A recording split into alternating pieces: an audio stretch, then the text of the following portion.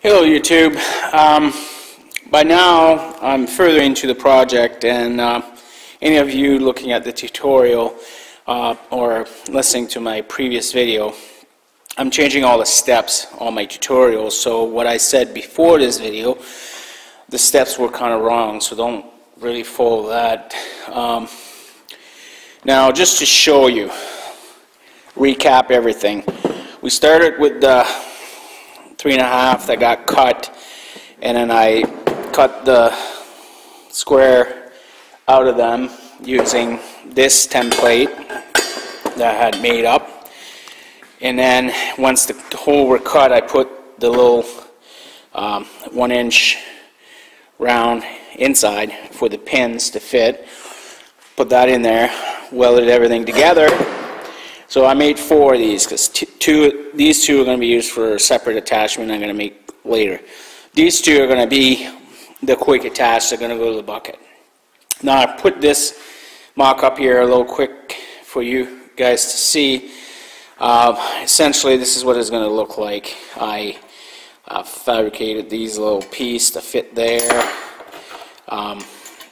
like in there, and then I pre-cut these to fit around. I'm going to weld this, tack weld everything later on. But the one main thing I did that you should see is because, and I think I mentioned that before, this plate is kind of the assembly that I'm making to tack that will actually hold the bucket.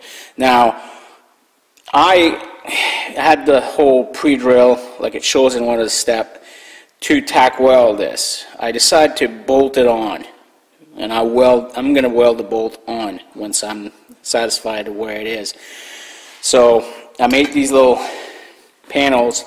That's to reinforce from this to this. I finally cut this one in half, and as you can see there's a bit of an angle there. I'll explain that later. Anyway, these will be welded on there, and then these will be welded on here. And then a little trick that I learned in wood is I pre-cut these a little bit just to be able to bend this over to get my radius. As you can see, I'm going to weld it here. I bend it over. I'm going to weld the line now right in, so that'll give me penetration. I also cut line here. You can see the line almost in line with where I cut my pipe. What's going to happen here is I'm going to bend it upwards, and that will give me my lip that I need to grab onto the bucket. Again, I'll show this in more detail when I'm done, but this is how I'm fitting everything. I put a larger bolt at the bottom. All the force pretty much on these brackets are upward force.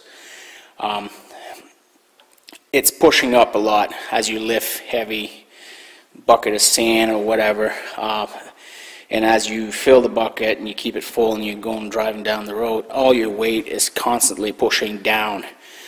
So the bucket exerts force up, but the weight is down, so there's a lot of pressure on that bottom pin.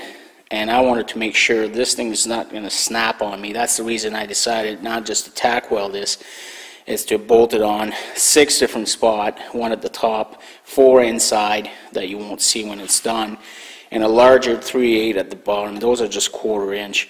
And then I'm using these little wedges, steel wedge, leftover stuff. I'm going to tack that in there, and I'm going to weld the whole thing like solid. You're not going to see it once I got it all covered, so it doesn't really matter.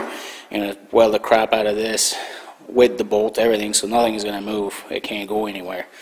So when this is all done, and this is on top, and the sides are like this one, I'm going to cover the sides so that you don't see inside there, make it more like a clean look. I can just do a small weld here.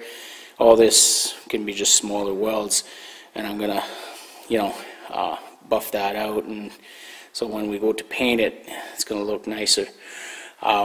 Again, this I'm going to have to bend, and I'm probably going to have to add a little piece here like that, so that my my pin, when the pin goes up in here, like I'm gonna, you know, it's locking in. Like, you have to completely have this cut right in half. It can't be a little bit more than half, because if you do put more than half, what's going to happen then is your pin is not going to fit in. It's not going to want to fall in there tight, and it's all based on being tight, because the distance between the pin is obviously what's going to hook into the bucket. So you got to come in. There's the pin in the bucket, and as you come in, I'm going to slide under here and lock into this pin, and then the bottom one is the one that you're going to secure. So it's pretty critical on how you cut this, well, completely in half, like I said, and then it's also kind of critical on the slope that's there. But once I get it back on the bucket, I'll show you how I came up with this slope. So I just wanted to give you an overview of the piece while they're still all kind of apart. I'm going to start doing a lot of tack welding, fitting more stuff. When I get to the more complete piece, I'll install it on the bucket, and then I'll touch up again if I find any other little things. Oh, the one thing I should touch up is, again, one of the steps I had this being tacked on before you fit it onto the bucket. I think my tutorial says that. I end up having to, it's a good thing I just tacked it on, I end up having to cut the welds and then take both the bottom and top pipe, fit them back onto the bar.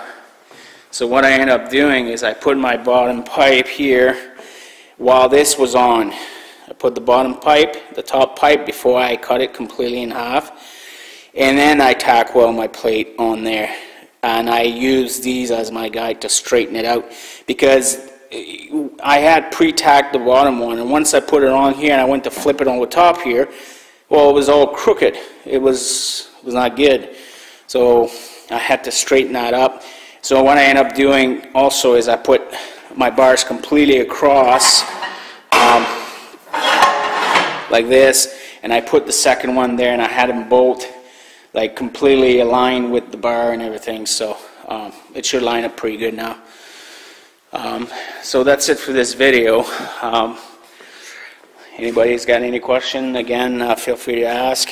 I'll touch more once I'm done doing more welding. Okay.